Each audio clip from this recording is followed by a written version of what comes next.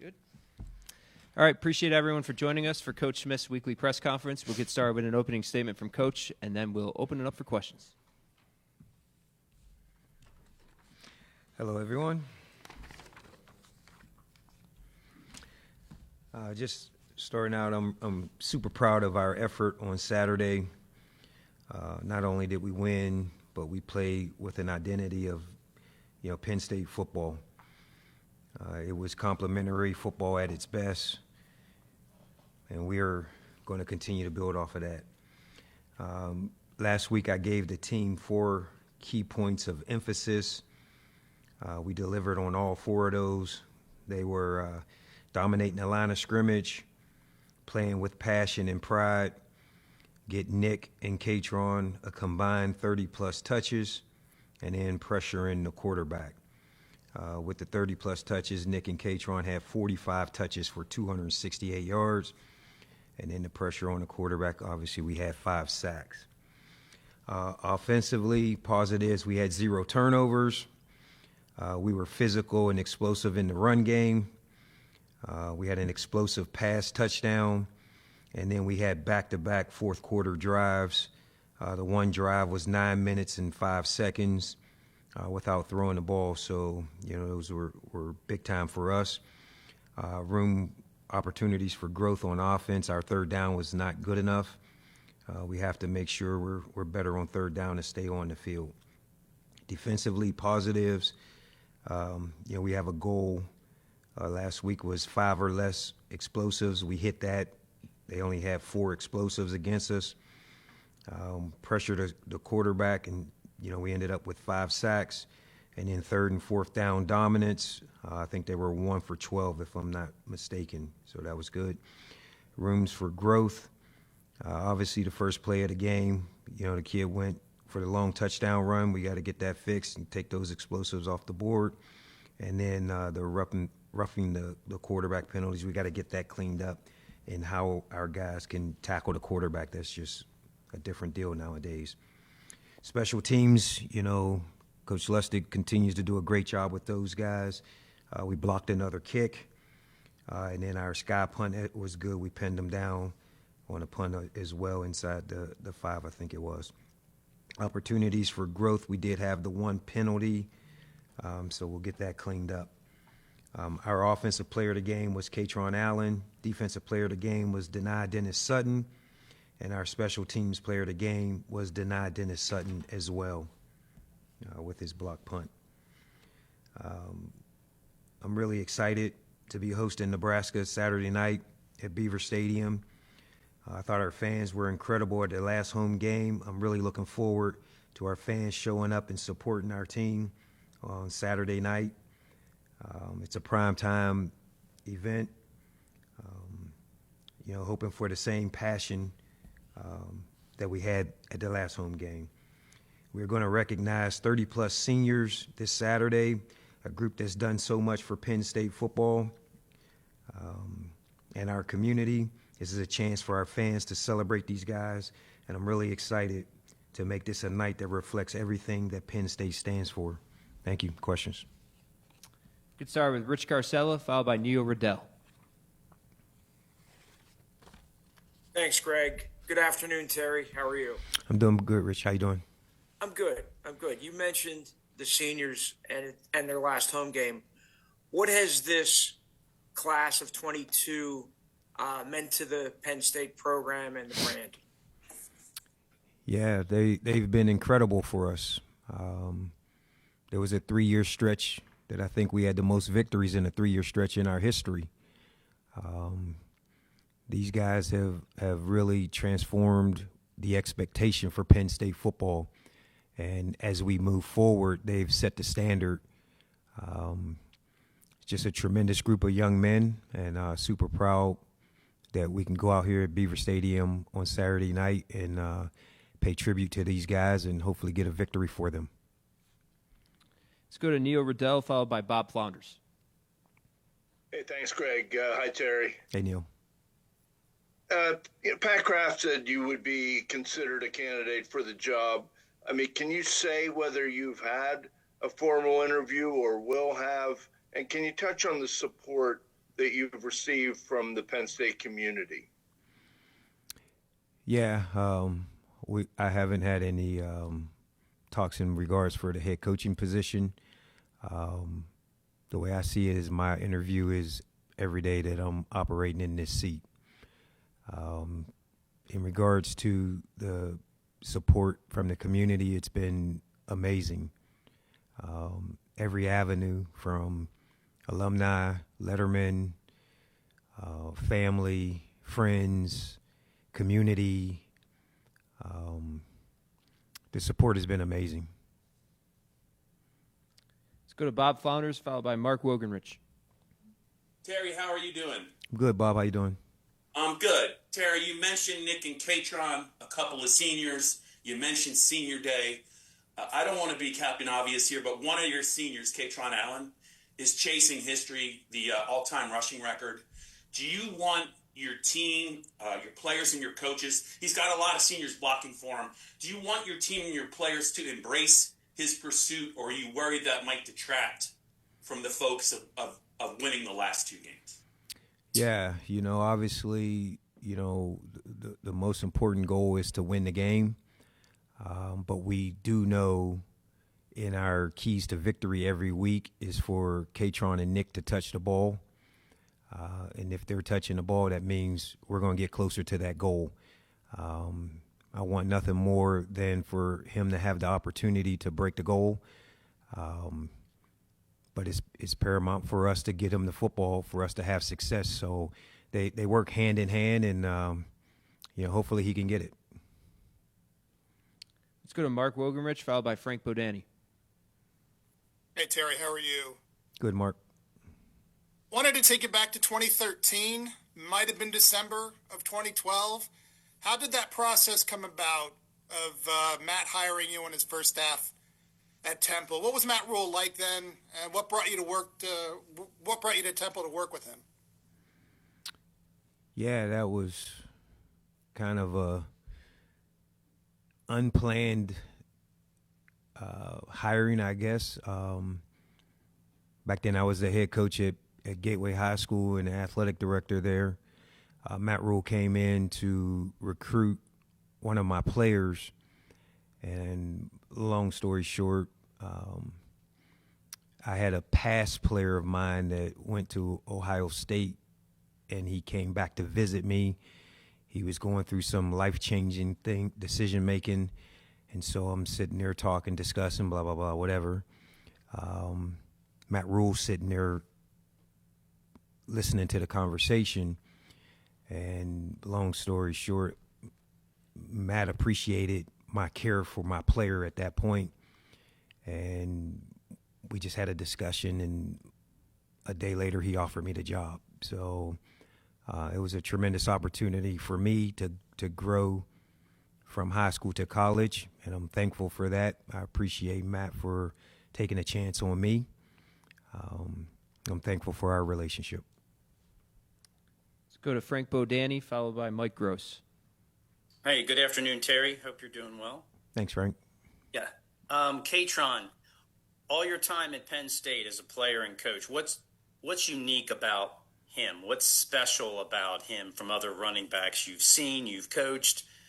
And how has he handled the season? I mean, or how have you seen him even develop this as the season's gone on in his last year? Yeah, Katron is, as a person, he has transformed himself. As a freshman, maybe early in his sophomore year, Katron wasn't a very friendly guy in the building. You had to really pull words out of him. He has matured tremendously. Now, he's always been an extremely hard worker, and he's always been super talented. But now you just see more personality out of him. He's a leader. We got a bunch of young running backs in the room that, he leads those guys. And he's stepping into a role that's been a little bit different for him this year. Really, since I took over, he's been the focal point. And, up until this point, he shared that role. So he's embraced it. He's answered it. And, just looking for him to continue to keep getting better and just making self-improvements each week. Last question from Zoom, Mike Gross.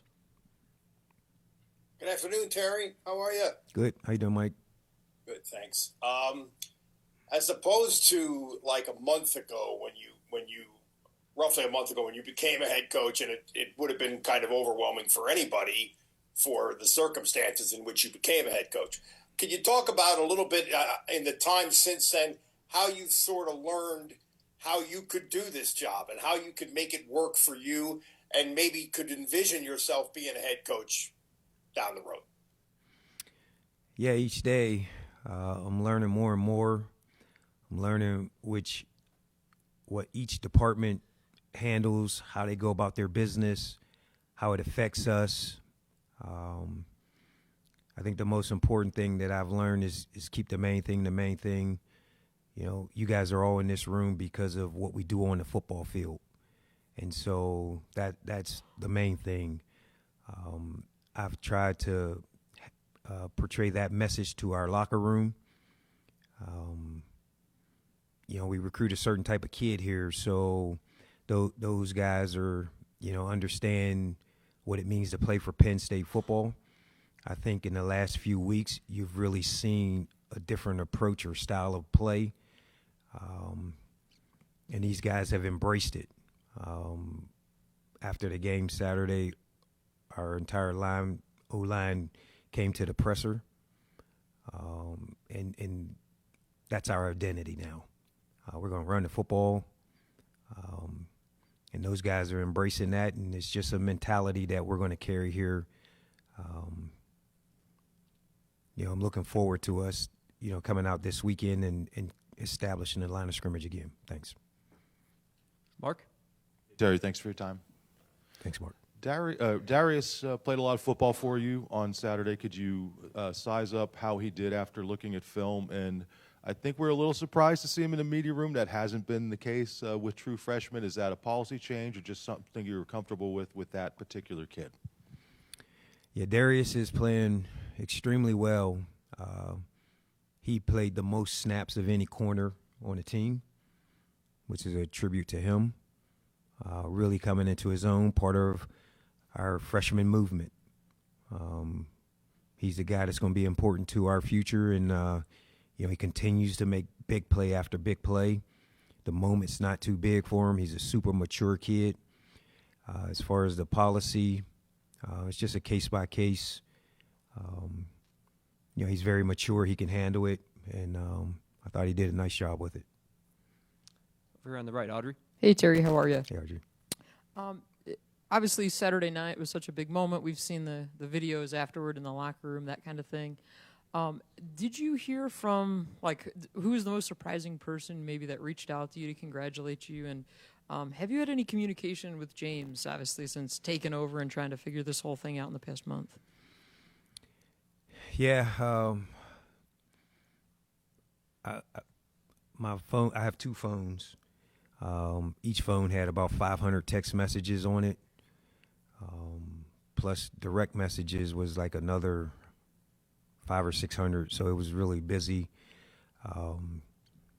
I've been reached out to basically every person I've ever known in my entire life. People are super proud of me, and it's very humbling for me.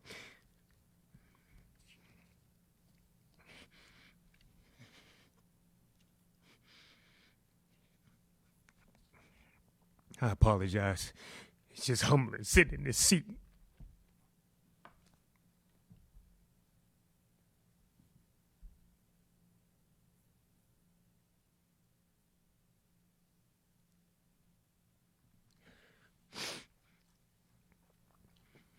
There's so many people in my life that speak life into me.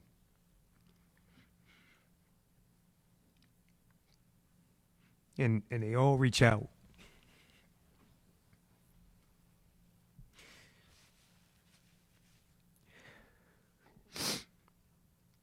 And I'm just so blessed. God has been so good to me through everything in my life. I have the opportunity to be the head coach at Penn State.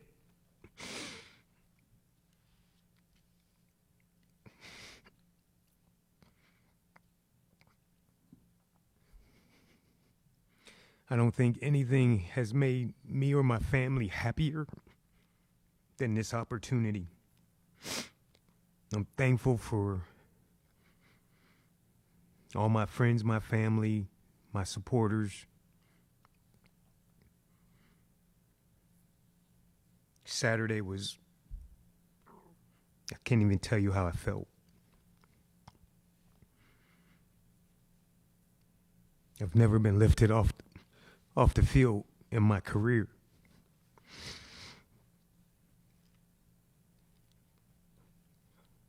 This is a great moment. I'm sorry, I apologize. John. Terry, you mentioned Penn State specifically. Why does this place and this specific job at this school mean so much? My dad graduated in '68. It's all we know. I'm from a small town called Aliquippa, Pennsylvania. And it's not a very nice place. And my dad, through his education at Penn State, moved us to the other side of Pittsburgh, to Monroeville, Pennsylvania. And he gave us a better life because of his education here. And it taught our entire family about possibilities in life. And you can be whatever you want to be. And this place has done so much for me and my family. I think we have 9 or 10 family members that have Penn State degrees. I have, I think, 3 that are students now, family members. This place is special. It's amazing. It's I just want to give back to it. I just want to make sure I'm holding my end up of the bargain and putting out a team that everyone can be proud of. We're here on the right, Tyler. Hey, Terry. I don't think Zaki has missed a snap on defense in the last 5 games. Can you talk about what he's meant as that Iron Man, and additionally the way you've seen him, grab a hold of this opportunity as a senior? Yeah, Zaki's been special all year. He's very consistent. We know exactly what we're going to get from him. He's an outstanding tackler, cover guy. He can play in the box. He can play in the post. He's such a sound football player. And he's an amazing kid. If you get to know him off the field, very humble himself, family guy. But his stability on the back end has really stabilized us the last few games. I thought the secondary played outstanding this past Saturday. We just continue to look for his guidance and leadership. We're in the back right. Max? Hey, Terry. Thanks for doing this. You mentioned being carried off the field was a first for you. I think. Do you want me to cry again?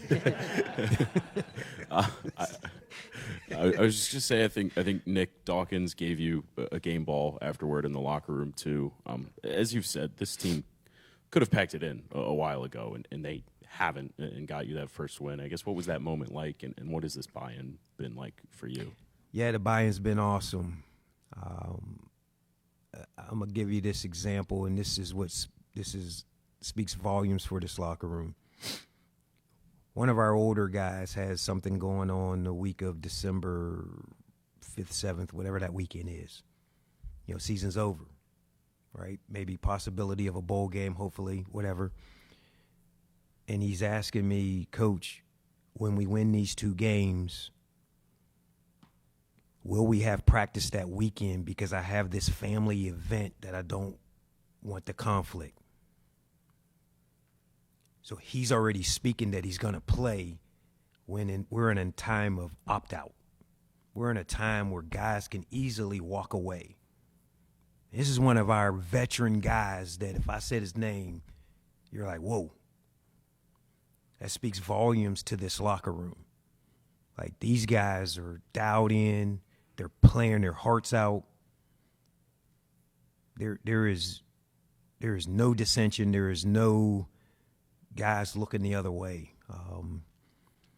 And they got their first taste of victory in a long time, and they enjoy it, and they want to experience it again. Over here on the right, Daniel. Terry, you talked about the offensive line and having this identity of running the ball moving forward. You mentioned all 5 of them coming into the post-game media room. It seemed like Saturday was a bit of a weight off their shoulder, I think, and how they played, how they closed that game. What has stood out about that group and how they've handled, I think, a season that might have fallen short of some expectations, and how they're approaching this final stretch? Yeah, obviously, we didn't run the ball as well as we wanted the first half of the season, and now we're making points of emphasis every week, and it starts up front. This football is, it hasn't changed. You got to win in the trenches. You got to run the football and you got to stop the run. And our guys did a outstanding job this past weekend. That 9-minute drive, and then followed it up with another drive where we just ran the football and scored. Those guys are embracing the challenge, because I've challenged them. I'm the guy that's putting the bad stuff on film in front of their peers, and they don't want that. But that's the reality of the business we chose, and they've embraced everything, and they have embraced their identity. It makes us better as a team. In the front, Jack. Hey, Coach, how you doing? Good, Jack. Looking back at the last 2 games, you guys, the defense has really come after the quarterback. Do you attribute that more to an adjustment that you and Coach Knowles have made, or is that more of the defense simply becoming more comfortable in Coach Knowles' system, playing more fast and loose, as you alluded to? Yeah, so, one of the things we've done since I took over is we put our Prowler package back in. That is just a more aggressive defense. We just put more pass rushers in. Manny Diaz brought that years ago, and teams don't have an answer for it. So we brought that back. We're blitzing 5 a little bit more to create some pressure and havoc. Again, Jim Knowles calls the defense. During a week of prep, we just bounce things off each other, and, he's cutting the guys loose now.